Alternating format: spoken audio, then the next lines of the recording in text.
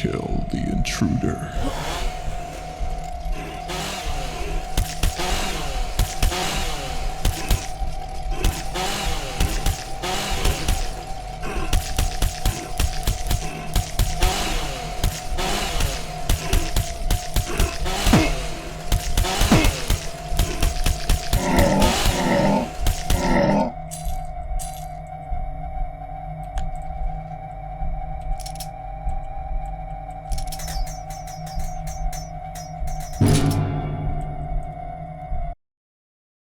What do you get if you take a first-person shooter game that looks and feels like it was made in 1998 and cross it with modern hardware, an absolute love of the craft of old-school shooter design, and a few new tricks of its own? Dusk is a retro-styled shooter from a small team and published by New Blood Interactive, available on PC and Switch. It features chunky, 90s-era PC graphics, fast, frenetic shooting gameplay, hard-as-nails difficulty, and an absolute banger of a soundtrack, a dark and grimy atmosphere, and tons of secrets and charm. I don't do many reviews. They take a long time, nobody tends to watch them, and so I tend to only do them on the games that I love, who deserve more attention, and no better example of that can be provided than Dusk. Dusk takes me back to a time when I had a Hewlett-Packard Pavilion rocking Windows 98 and spent countless hours on games like Turok 2, Half-Life, Unreal, Quake, and Redneck Rampage. A time where I could let the troubles of the world go away and hear the warm hum of my hard drive reading a game running in a DOS shell. It even starts with a fake DOS-styled screen and that very particular 90s PC humming sound, which gives me all the warm fuzzy feelings I can handle. Then it proceeded to beat me down, break me, remold me in its image, and subvert all my expectations again. But first, let's do the technicals. Graphics.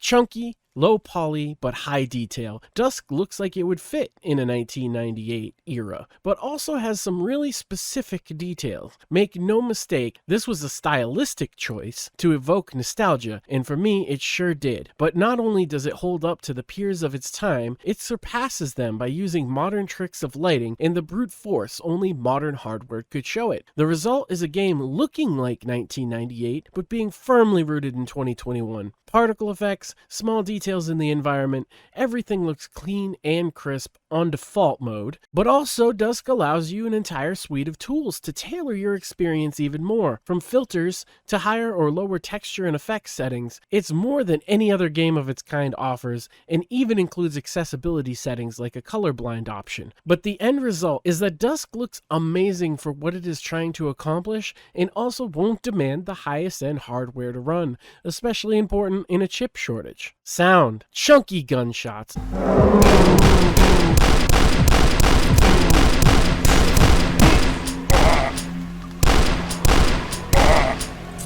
Unsettling but familiar ambient sounds, some clever uses of old school shooter references in its retro-inspired digitized voice acting, and man, oh man, the soundtrack.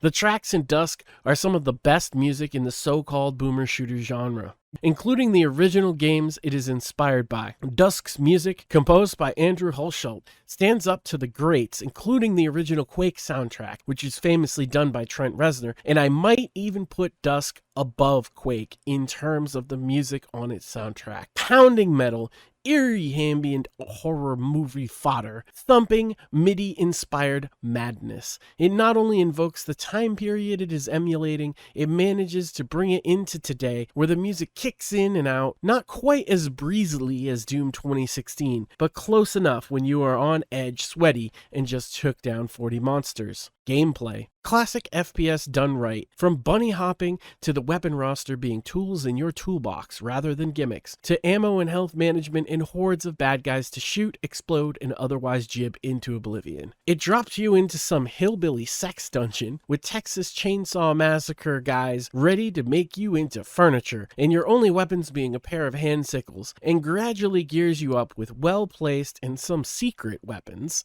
that flesh out a roster of about 10 weapons, which act as paints on your canvas of death and destruction. From the reliable but weak pistol, later dual pistols, to the trusty lever-action shotgun, later dual shotguns. Yes, akimbo lever-action shotguns is as cool as it sounds. And the assault rifle, making up your bread-and-butter fodder-slaying guns, to the more focused hunting rifle, crossbow, and mortar, basically a grenade launcher, to the super weapons like the Riveter and the glorious, holy, classic super shotgun, which can clear out roomfuls of enemies with ease. There's always a tool for the job, even if you might not have it on hand at the moment or wasted the ammo for it and curse yourself. The shotgun's punch, the AR feels meaty, everything has impact, the enemies react to your shots, keel over, or gloriously explode into piles of gore and viscera, which you can cook up over a campfire for some free health. Pro tip for cannibals.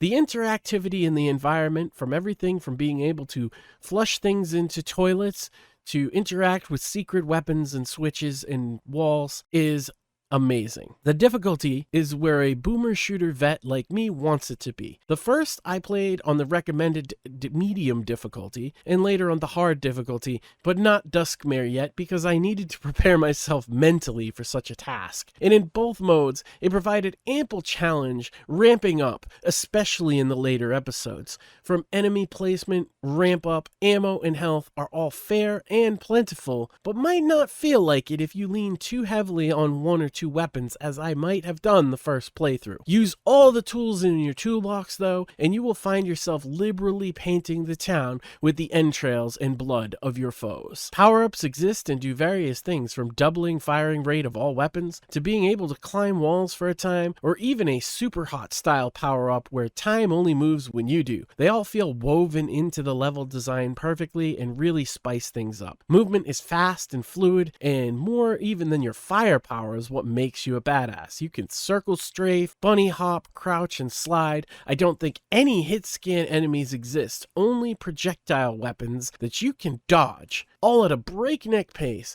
and you will want to keep on your toes, dodging fireballs and buckshot because you are squishy. On long jumps, you'll even do backflips. Armor comes in the form of morale, making you just a little less squishy, gained by picking up treasure, and works exactly like armor does in classic FPS games. It reduces damage to your health, doesn't eliminate it. No regenerating health here. You need to find medkit pickups, and you will need many, many of them. Other than that, it's all about pointing, shooting, dodging, and experiencing each no man's land, kill room, arena, and battle, and adapting and overcoming the situation. As for enemy variety, from first there are different types, and when combined and keeping in mind the tools in your toolbox, it's almost like a real-time puzzle game in some ways. Do you use the Riveter in large groups to wipe out the long-range pain-in-the-ass guys, or do you save it for the inevitable boss? Do you use the rifle to pick off the shotgun scarecrows? Also, fuck those guys. Or do you save it and try and dodge their blast and pistol them to death? These questions are the moment-to-moment gameplay decisions that determine failure or success in Dusk. Story and environment. Well, there is a story here, but in a nod to old-timey shooters, it's mostly told through the end of episode text and the environment. I won't spoil it, because what starts as a romp through a cult field in the woods, then goes into a military industrialized dystopian hellhole, and goes into some kind of eldritch horrors, and it's the scenery and enemies that steal the show far more than any text dump exposition. From the backwoods shacks in the forest, to abandoned military bases, to factory floors, complete with threshers and crushers, all of which that want to kill you, the game takes the player on a journey of a descent into madness. The third act, which I won't spoil too much of, invokes a Lovecraftian feel, with madness personified in the level design itself, with a mix of hellish imagery, religious iconography, biomechanical horror, and just plain old gore. It's amazing I can describe it at all thusly, with its blocky, low poly art style, really does invoke all of those things. And perhaps the art style makes it all a bit more horrible than if it were in full high-res textured like a modern game.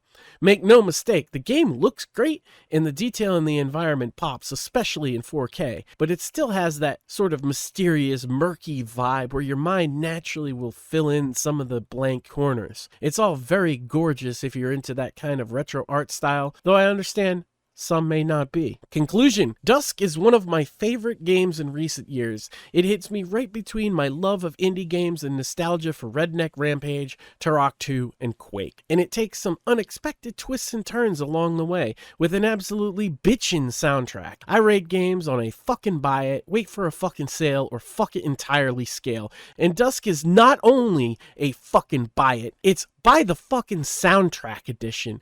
This game doesn't just rest on the retro visuals and nostalgia. It is a great game in its own right without the context of the games it's trying to recreate the feel of. It has its own feel. Dusk is the pinnacle of the boomer shooter genre so far for me, and the fact it was designed and produced and the music was made by just 3 guys is even more amazing. In summation, go play Dusk.